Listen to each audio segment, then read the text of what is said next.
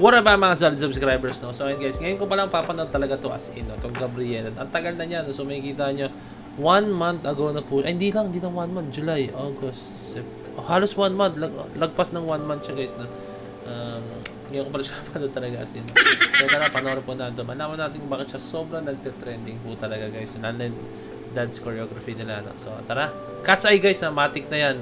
Alam niyo naman, dahil nagre-react na rin ako sa mga videos nila, no? So, sobrang solid nila talaga pag bumitaw ng choreography na kasi ng mga steps, no? So, tara.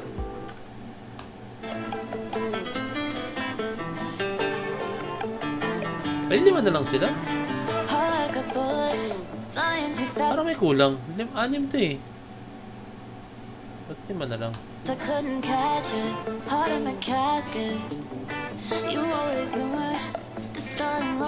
Sino wala sa kanila? 1, 2, 3, 4, 5. Attraction, got cameras flashing like you got everybody's eyes and just you. And I see it too. Ganda nun, parang window effect siya. You got everybody's eyes and just you. And I see it too. You can have anyone else you wanna do. Hey, let's go. Let's do the salsa. Hey, yung smooth.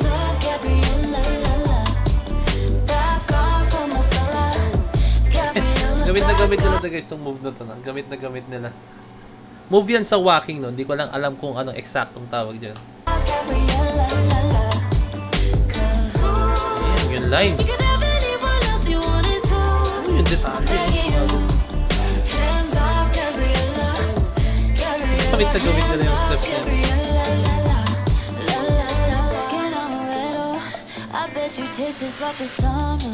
Eh, parang wave yun, no? Parang puno yung effect.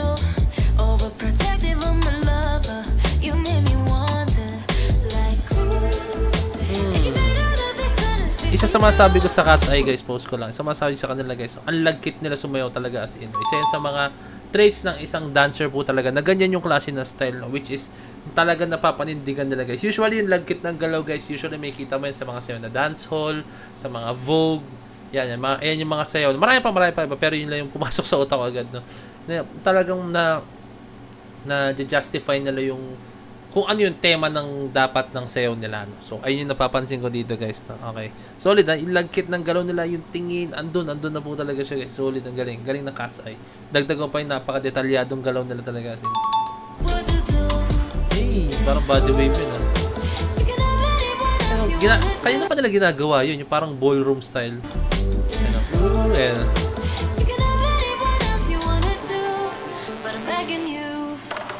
Ay! Tatak. Ang crisp nung music na.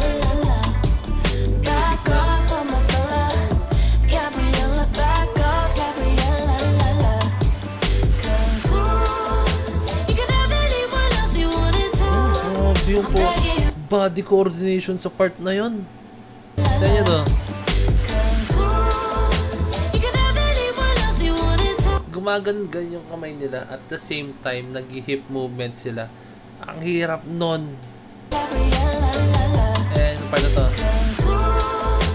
Pero may certain movement silang ginagawa hip, tapos yung sa daliri gumagan-gan sila. Ang hirap niyan.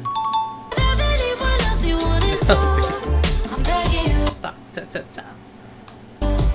Yan yung hips. Cha cha cha cha. Literal na begging you.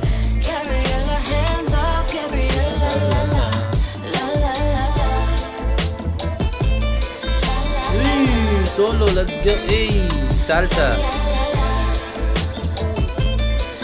Hey, correct me if I'm wrong, ako salsa na type of dance yan. Tawagin.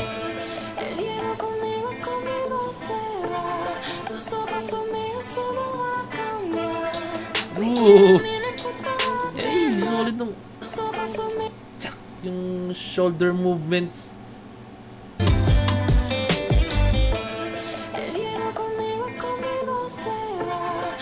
Ay, di ba? Ayan na. Boom. Ay, solid. Tapos sila yung pao. Asakit sa tuhod niyan. Yan sa weakness ko pag may part na sayaw eh. Dahil ko sinasabi guys, ayoko sa part na yan. Kasi load. Tignan nyo. Wala, ang bigat nun. Ang bigat sa paanan guys. Ako nagsasabi sa'yo. Nakatluhod kayo tapos binabagsak mo lang paa nyo. Ang bigat niyan.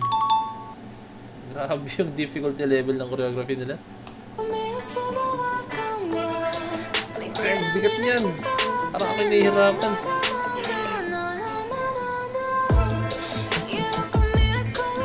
Hey, asang pa. Parang flower siya.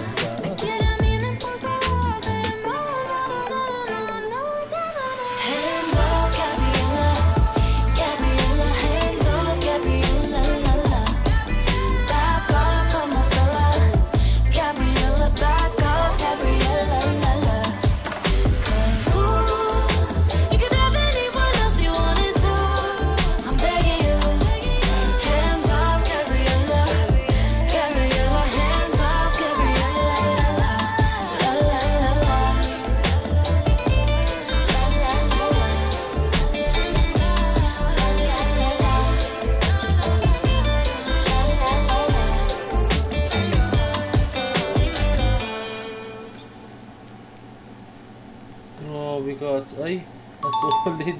Una ko napansin agad sa kanila, no? Yun nga, yung lagkit talaga ng galaw nila, no? Kasi kailangan ma-justify mo yun, guys, no? Kung yun yung type of dance na kailangan mong i-hit, no? Kailangan ma-justify mo na kailangan talagang malagkit yung tingin mo, malagkit yung movements mo. Hindi lang siya kasi pwedeng tingin lang, eh. Kailangan pati yung movements mo, ayun yung mag-speak, no? Yung movements mo mismo, no? Yun yung magpapakita na kung ano talagang pinaka-tema. At the same time, guys, gusto ko yung body coordination nila sa part dito, no? May mga parts sila na yung hip movements, tapos at the same time yung kamay may ginagawa din, no? Solid din, no? Tapos meron sila mga floor works na ginagawa, no? Na ang hirap. Mukha lang siya tingnan sa kanila, no? Pero believe me guys, mabigat yan. Simpleng ano nga lang mga ginagawa namin. Kung alam mo yung pretzel na part, basta tatalon kayo tapos biglang ganun, tapos angat agad, no? Slide tapos angat. Ang bigat na yun. Pa lang yun guys, what more yung mga ginagawa po nila na ganyan, no? Na floor works po talaga. Pero syempre, very well trained naman sila. Active sila sa pagsasayaw, no? Hindi katulad ko na wala na, expired na. Hindi, basta ang solid ang galing talaga ng pagkaka-train sa Cat's Eye, no? At the same time guys, yung boss nila, no, andun eh. Pero yung choreography nila, no, na pull off nila yung mga ganong klaseng choreography na, although na solid ang choreography, pero yun, alam mo yun, mabigay nila ng tama kung anong kailangan ibigay ng choreography, no? Yun po yung pinaka malupit dun guys, no? Kasi kahit gaano kaganda ang choreography, kung hindi nyo naman nai-hit ng tama, no, is wala mangyayari na like masasayang yung choreography guys, yung essence ng choreography, no? So, ayun, solid ng Cat's Eye, no? So I think panoorin natin iba nila. Comment kayo down below kung ano pang mga video ng Cat's Eye ang gusto nyo panoorin ko, no? So I think mukhang palagi na to guys.